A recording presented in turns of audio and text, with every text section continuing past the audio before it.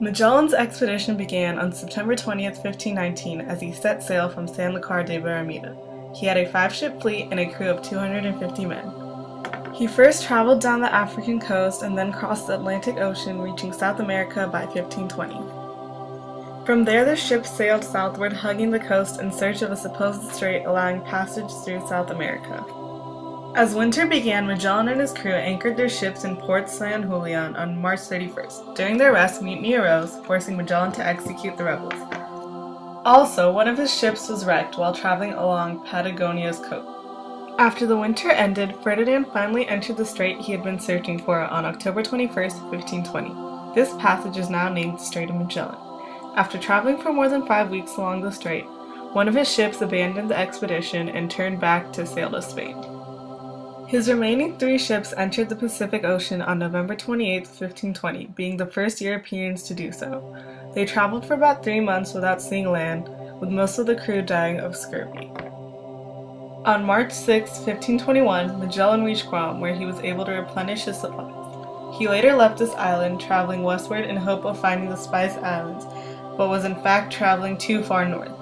After a week, he spotted the Philippines and was the first European to do so.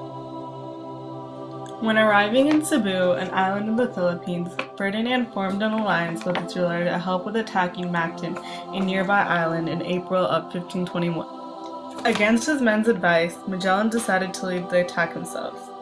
3 weeks later, on April 27, 1521, a party led by Lapu-Lapu, the Mactan chief, killed Magellan in battle.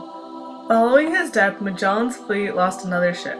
His last 2 ships reached the Spice Islands on November 5, 1521. In the end, only 1 ship completed the voyage around the world, reaching Seville, Spain on September 9, 1522. They returned with a heavy cargo of spices, and only 18 men from the original crew survived. Magellan's journey provided Europeans with much more than just spices. European geographic knowledge was expanded immensely by this expedition.